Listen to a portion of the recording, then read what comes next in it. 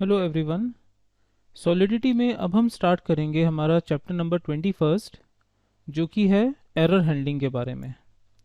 Solidity भी हमें provide करवाता है एरर हैंडलिंग, लेकिन इसका एरर हैंडलिंग आपके Java, C plus plus, C sharp से थोड़ा सा डिफरेंट है।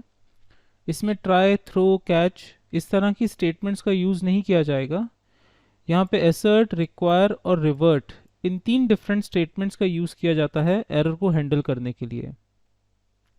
नॉर्मली हम लोग error handling basically run time error handling से ही इंक्लूड करते हैं, क्योंकि लॉजिकल एरर होगा तो वो आपके डेवलपर के टेस्टिंग के वक्त जब रॉन्ग आउटपुट्स जनरेट होंगे तो उसके थ्रू डिटेक्ट हो जाता है। कंपाइल टाइम एरर तो आपका कोड ही एग्जीक्यूट नहीं होने देगा।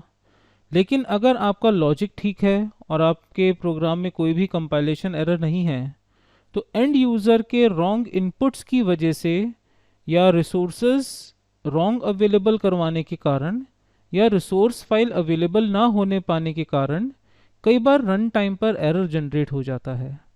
रन टाइम पर जनरेटेड एरर को प्रॉपरली हैंडल करने के लिए ही बनाया गया है एरर हैंडलिंग, ताकि प्रोग्राम नॉर्मल वे से स्मूथली कंटिन्यू हो सके और यूज़र दोबारा सही इनपुट्स और सही रिसोर्सेज के साथ प्रोग्राम को आगे कंटिन्यू कर सके।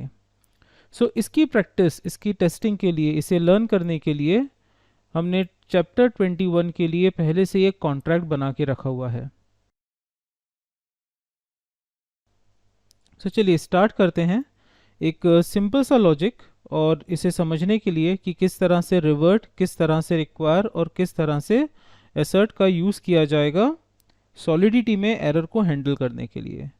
हम अब लर्न करेंगे error handling in solidity. Error handling के लिए हम पहले से ही, अगर आपने मेरे प्रीवियस लर्निंग सेशंस व्यू किए हैं, कई बार मैंने इफ एल्स का यूज़ किया है वैल्यूज़ के नेगेटिव पॉजिटिव को पता लगाने के लिए, क्योंकि हम लोग मोस्टली अनसाइंड इंटीजर का ही यूज़ करते आए हैं लर्निंग सेशन में। नेगेटिव वैल्यूज़ तो वैसे भी इनपुट ली नहीं जा सकती हैं, तो कई बार मैंने इफ एल्स का यूज़ किया है। आज मैं इफ एल्स की जगह यहाँ पे रिवर्ट, रिक्वायर का ही यूज़ करूँगा, ताकि प्रॉपर वे से एरर हैंडलिंग को हम समझ सकें। हमने डिक्लेयर किया एक unsigned integer,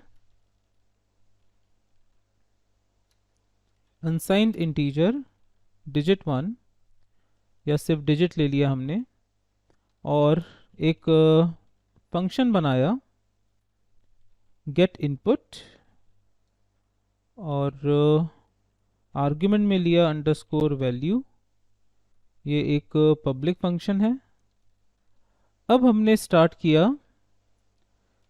if your argument underscore value is less then 0, अगर 0 से लेस है, या फिर हम अगर कहें is less then or equals to 0, if it is less then or equals to 0, हमें यहाँ पे प्रोग्राम को एंड करना है, क्योंकि हमें चाहिए पॉजिटिव वैल्यू, हमें चाहिए वैल्यू मोर देन 1। और if value is less then 0, हमें एक स्ट्रिंग के थ्रू यूज़र को मैसेज रिटर्न करना है कि इनवैलिड इनपुट। यहाँ पे यूज़ किया जाएगा रिवर्ट का। रिवर्ट करो यूज़र को invalid argument, invalid argument has been given।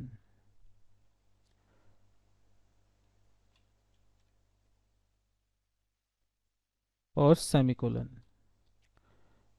Else, अगर इशू नहीं है एल्स, एल्स में हम प्रोग्राम को नॉर्मल वे से प्रोसीड करेंगे। और देखें ऑरेंज लाइन किस वजह से आ रही है। Function statement can be restricted to pure, okay, क्योंकि स्टेट वेरिएबल का अभी तक यूज़ नहीं किया है, लिव इट, ऑटोमेटिकली चला जाएगा। जैसे हम डिजिट पे वैल्यू इनिशलाइज करेंगे, ये जो येलो लाइन्स है वो चले जाएंगे, क्योंकि अभी तक सॉलिडिटी के इस कंपाइलर को लग रहा था कि प्रोग्राम रिमिक्स को लग रहा था कि हम किसी भी स्टेट वेरिएबल का यूज़ नहीं कर रहे हैं तो ये प्योर होना चाहिए। बट जैसे ही हम यहाँ पे स्टेटमेंट लिखेंगे कि डिजिट पे वैल्यू इनिशलाइज करवाए, वो समझ गया कि ये प्योर फंक्शन नहीं है, ये डिजिट का इस्तेमाल कर रहा है।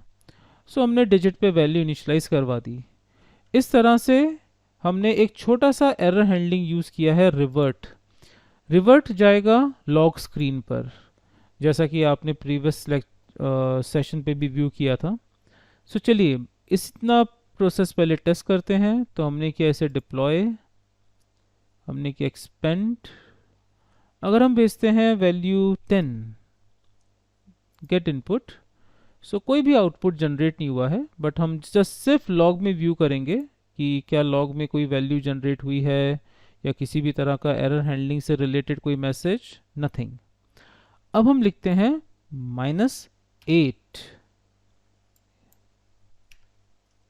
-8 और गेट इनपुट।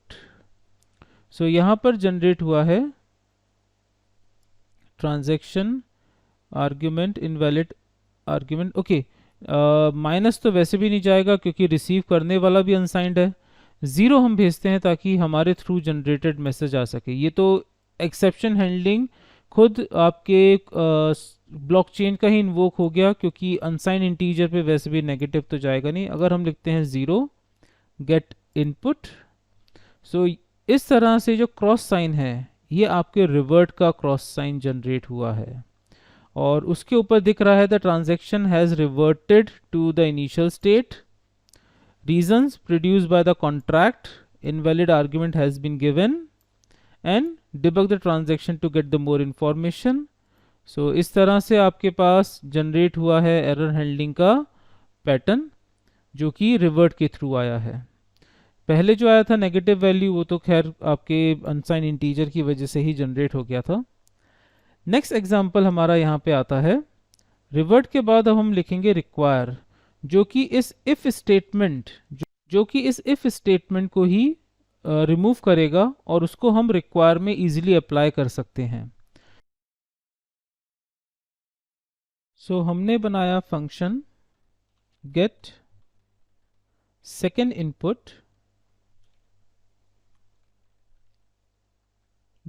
इनपुट, जो कि सेम अनसाइन इंटीजर का यूज़ करेगा वैल्यू के साथ, और ये एक पब्लिक फंक्शन होगा। अब हम यहाँ पे यूज़ करेंगे रिक्वायर का मतलब ही यही है कि हम प्रोग्राम के एग्जीक्यूशन के पहले ही चेक करना चाहते हैं कि हमारी सारी रिक्वायरमेंट्स अवेलेबल हैं कि नहीं, ताकि फंक्शन प्रॉपर वे से एग्जीक्यूट हो सके। सो इसे लिखने के लिए हम एक एग्जांपल लेते हैं। हमें इनपुट चाहिए एक रेंज में, और वो रेंज है 10 to 50 का, कि जो भी वैल्यू हम लोग इनपुट करें वो इन बिटवीन 10 to 50 हो। अगर ये रिक्वायरमेंट है तो प्रोग्राम प्रोसीड करेगा, अदरवाइज प्रोग्राम अबॉर्ट हो जाएगा। सो हमने यहाँ पर मेंशन किया रिक्वायर विद ब्रैकेट, इसमें 2 स्टेटमेंट रहेंगी। पहले में हम लिखेंगे कंडीशन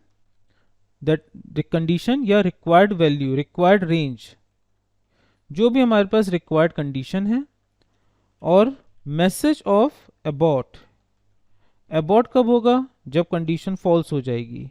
सो यहाँ पे फॉल्स स्टेटमेंट के लिए हम लोग मैसेज मेंशन करेंगे। सो रिक्वायर्ड कंडीशन क्या है कि जो वैल्यू आ रही है आर्ग्यूमेंट में वो greater than or equals to 10, and जो वैल्यू आ रही है आर्ग्यूमेंट में वो less then or equals to 50 होनी चाहिए। सो यहाँ पर हमने लिखी है रिक्वायरमेंट, कि ये हमारा रिक्वायरमेंट है। अगर ये कंडीशन फॉल्स हो जाती है, अगर रिक्वायरमेंट फेल हो जाती है, तो उस वक्त प्रोग्राम हो जाएगा abort with message invalid argument has been given. So कुछ इस तरह से हमारे पास रहेगा रिक्वायरमेंट। अगर अबॉर्ट नहीं होता है तो प्रोग्राम सक्सेसफुली प्रोसीड करेगा, और जो डिजिट है उस पर इनिशलाइज कर देगा अंडरस्कोर वैल्यू को। सो ये है रोल ऑफ रिक्वायर। काफ़ी इंपॉर्टेंट है, क्योंकि हम प्रोग्राम को आगे बढ़ाने से पहले ही, हमारे फंक्शन को आगे बढ़ाने से पहले ही, जो भी आर्ग्यूमेंट्स हमारे अवेलेबल होने हैं उसकी रिक्वायरमेंट चेक कर लें। लाइक लेक्चर के शुरू में ही हमने डिस्कस किया था कि एरर हैंडलिंग का पर्पस है रन टाइम एरर हैंडलिंग, जो कि इनवैलिड इनपुट्स, रिसोर्सेज की अनअवेलेबिलिटी या रॉन्ग टाइप्स ऑफ रिसोर्सेज जब यूज़र्स के थ्रू प्रोवाइड करवा दिए जाते हैं तो रन टाइम पर एरर जनरेट होता है। सो रिक्वायर इसके लिए बेस्ट फंक्शन है ये टेस्ट करने के लिए कि जितना भी आर्ग्यूमेंट यूज़र के थ्रू आ रहा है, जितने भी रिसोर्सेज आ रहे हैं, वो सब सही है कि नहीं। और एक और रिक्वायरमेंट फंक्शन है जो काफ़ी यूज़ आप इन फ्यूचर देखोगे, जो कि होगा अगर हम यहाँ पे फंक्शन में पास कर दें एक एड्रेस, मतलब यूज़र का एड्रेस, जो कि एड्रेस होगा user address. I think I need to write memory here, नहीं मेमोरी लिखने की ज़रूरत नहीं है। यूज़र एड्रेस आर्ग्यूमेंट आ रहा है कि अनयूज्ड है, user address remover comment outline unused है। ओके, सो एक और रिक्वायर हम यहाँ पे लिख सकते हैं। रिक्वायर स्टेटमेंट एक से ज़्यादा आ सकती हैं। रिक्वायर है कि जो एड्रेस है, जो यूज़र एड्रेस है, वो बराबर होना चाहिए MSG सेंडर के। मतलब जिसने ब्लॉक बनाया है वही इस फंक्शन को कॉल कर सकता है। जिसने ब्लॉक क्रिएट किया है, जिसने ब्लॉक क्रिएट किया है वही इस फंक्शन को कॉल कर सकता है। अगर कोई और यूज़र आएगा, किसी और यूज़र का आर्ग्यूमेंट यहाँ पर आएगा तो प्रोग्राम अबॉर्ट हो जाएगा इनवैलिड यूज़र के नाम से। सो ये एक बहुत इंपॉर्टेंट रिक्वायर स्टेटमेंट है जो आप इथीरियम में व्यू करेंगे, जहाँ पर कॉल किए जाने वाले यूज़र को सेंडर से टेस्ट किया जाएगा। बराबर है तो सही है, इक्वल है तो सही है, अदरवाइज अबॉर्ट। चलिए टेस्ट करते हैं। और टेस्ट करने के लिए हम एक एड्रेस का यूज़ करेंगे। सो हमने सबसे पहले डिप्लॉय करने से पहले हमने करंट एड्रेस देखा और करंट एड्रेस को कॉपी कर लिया, नोटपैड पर पेस्ट कर देते हैं ताकि इसको फिर यूज़ कर सकें। ये एड्रेस है पहले इथेरियम ब्लॉक का। सो हमने यहाँ पर एक एड्रेस क्रिएट किया ब्लॉक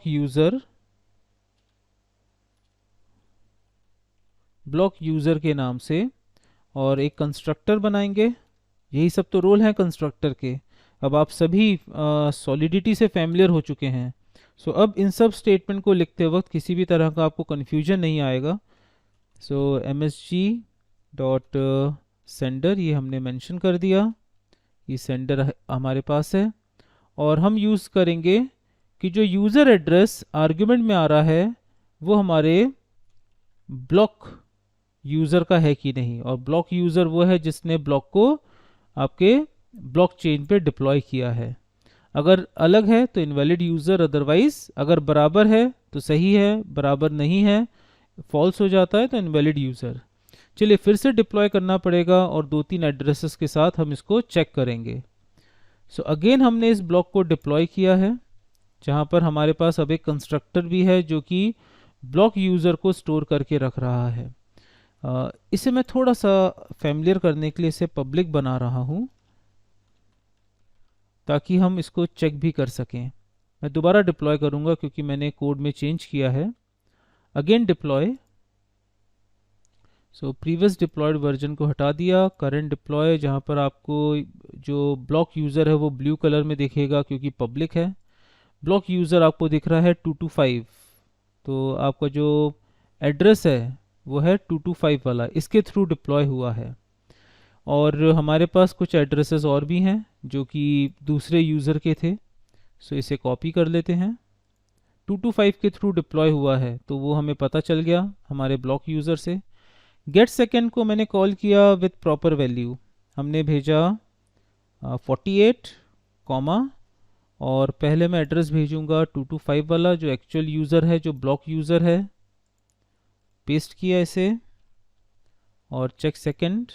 सो परफेक्ट रन हुआ। आउट ऑफ रेंज दे देते हैं बट एड्रेस वही रहेगा 78। So invalid argument. अब एक टेस्टिंग आ रही है, बहुत इंपॉर्टेंट टेस्टिंग। हमने भेजा रेंज पे वैल्यू 30 जो रेंज पे है, लेकिन जो एड्रेस हम पास करेंगे वो एड्रेस हम पास करेंगे दूसरे अकाउंट का जो ब्लॉक यूज़र नहीं है, जो यूज़र नहीं है जिसने इस ब्लॉक को डिप्लॉय किया है ब्लॉक चेंज पर। सो आप देख पा रहे हैं ये डिफरेंट है और ये डिफरेंट है।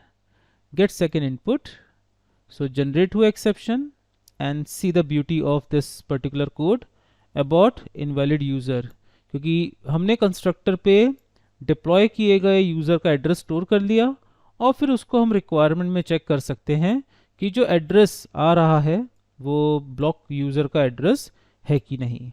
So this is all about the functionality of require in your solidity. Next error handling का जो पैटर्न है वो है एसर्ट फंक्शन, जो कि रिक्वायर का ही पार्ट है। दरअसल रिक्वायर थोड़ा सा स्पेसिफिक है, जिसमें हम आर्ग्यूमेंट भी मेंशन करते हैं और नॉर्मली वो यूज़ किया जाता है प्रोग्राम के बिगनिंग में। बट अगर आपको प्रोग्राम के इन बिटवीन कहीं पे प्रोग्राम के एरर को हैंडल करने के लिए थ्रो करना है, बंद करना है, अबॉर्ट करना है, तो उस वक्त हम यूज़ करेंगे इसके एसर्ट फंक्शन का। सो उस वक्त हम यूज़ करेंगे इसके एसर्ट फंक्शन का, जो कि वैसे ही रोल प्ले करेगा जैसा रिक्वायर है, बट रिक्वायर ज़्यादा स्पेसिफिक है विद आर्ग्यूमेंट्स हैं। सो हम यहाँ पर अपना एक और फंक्शन बनाते हैं, फंक्शन गेट थर्ड डिजिट, और अनसाइन इंटीजर पास कर देंगे अंडरस्कोर वैल्यू,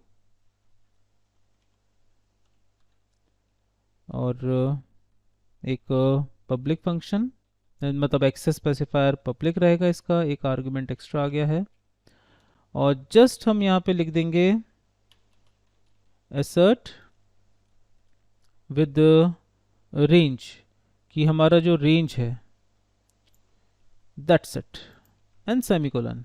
तो दरअसल कहीं ना कहीं ये सिर्फ थ्रो स्टेटमेंट को रिप्रेजेंट कर रहा है, जिसे हम कह सकते हैं कैच एंड थ्रो। अगर आपने C++ और जावा लर्न किया हुआ है तो कैच में हम एक्सेप्शन को कैच करते थे और थ्रो स्टेटमेंट के थ्रू उसको टोटली मतलब प्रोग्राम से अबॉर्ट कर सकते थे। सो सेम उसी को ही रिप्रेजेंट कर रहा है थ्रो एंड कैच, या सिर्फ लिखना चाहिए मुझे थ्रो। बेसिकली ये थ्रो कर रहा है, कैच तो कर रहा था रिक्वायर, थ्रो कर रहा था और कैच करके उसको फ्रेंडली आर्ग्यूमेंट के तौर पे हैंडल कर रहा था। सो ऑफ कोर्स यहाँ पे हमें लिखना चाहिए यह है थ्रो प्लस कैच, और यह है सिर्फ थ्रो को रिप्रेजेंट कर रहा है। अगर सही रहा तो डिजिट पे इनिशियलाइज कर देगा अंडरस्कोर वैल्यू, दैट्स इट। सो ये है कुछ आपका थर्ड डिजिट का सिर्फ एसर्ट का रोल। अगर कंडीशन ट्रू है तो कुछ थ्रो नहीं करेगा, प्रोग्राम आगे बढ़ जाएगा। कंडीशन फॉल्स हो गई उसी वक्त थ्रो कर देगा, प्रोग्राम को अबॉर्ट कर देगा, प्रोग्राम को उसी वक्त अबॉर्ट कर देगा। कैच तो रिक्वायर कर रहा था एग्जैक्टली चलिए रन करते हैं, छोटा सा इसका रोल था। डिप्लॉय करते हैं फ्रेश कॉन्ट्रैक्ट, डिप्लॉय, एंड हमने सिर्फ थर्ड के लिए रेंज वैल्यू दे दी 50 या 40 रेंज पे है। सो सक्सेसफुल रन हुआ, यहाँ पर आप देख सकते हैं। अगर हम आउट ऑफ रेंज दे दें 75, सो मैसेज जनरेट हो गया, बट कोई फ्रेंडली मैसेज नहीं आया है। The transaction has been reverted to the initial state, note the called function should be payable if you have send value and other so and so. So अगर आपको catch करके कुछ handling statements हैं तो आप लिख सकते हैं रिक्वायर में, या फिर आप यूज़ कर सकते हैं रिवर्ट, जो कि इफ एल्स का यूज़ करते हुए ऑफकोर्स आप खुद उसको कैच करोगे, खुद जनरेट करोगे, वो सिर्फ एक फ्रेंडली मैसेज शो करने के लिए यूज़ किया जाएगा। इन सभी में से अगर देखें तो सबका अपना अपना एक रोल है, बट सबसे ज़्यादा यूज़ होता है रिक्वायर।